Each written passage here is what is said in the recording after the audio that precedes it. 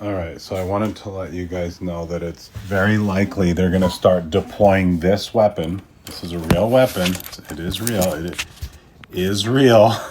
They're going to start deploying this weapon more and more. And if people are telling you they're hearing these things, you might want to take them seriously. Hundreds of people in the valley say they are hearing voices in their heads. And those voices are being transmitted by microwave or other methods. Well, several viewers asked us to investigate what they call electronic harassment. KMIR 6's Angela Monroe joins us now with what she's discovered. Angela.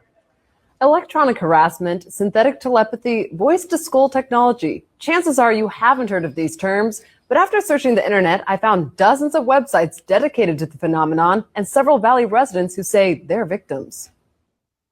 How much more can you invade me than to go into my brain? It sounds like somebody else is reading the book, only it's thoughts. We're not having a group hallucination. This is actually something that's happening. These men all live in the area, didn't know each other before the voices started, and say someone is playing mind games with them. Mostly it's a lot of derogatory comments about whatever you're thinking about. Only time I ever had a whole sentence, he said, "This is not about you," which just frosted me. If it's not about me, what the hell am I going through all this for? Kevin Bond says he used to have a normal life. I was living in the San Diego area.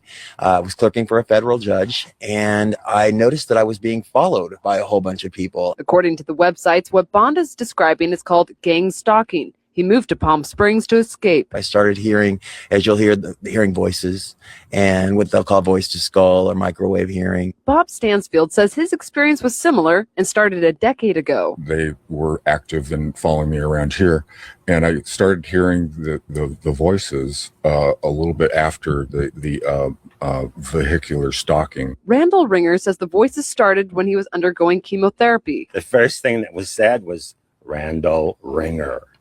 And I sat up straight and I went to into the bathroom, and I looked in the mirror, looked myself in the eyes, and I said, did that really happen? Bond says he's found more than 300 victims locally and is tracking others across the state through billboards.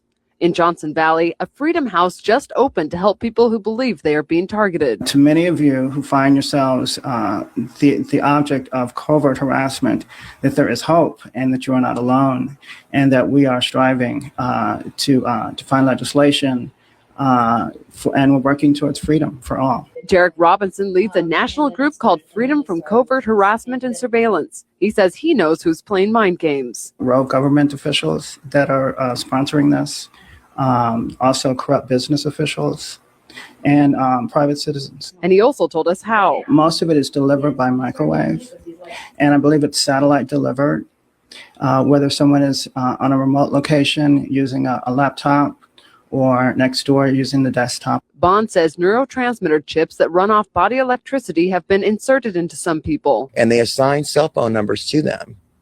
The cell phone numbers are then run through a computer, and a computer translates your thoughts. This crime has been available to the military for 60 years. Yeah, so I used to think all of these people were crazy, not so much anymore. But one thing I was thinking as I was watching that, do you think it's possible that they might put a voice into a whole bunch of modern day Christians' heads?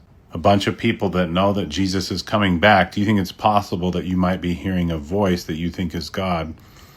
And it might not be, but it's part of Project Bluebeam. Do you think that's a possibility? Anyway, type your comments below.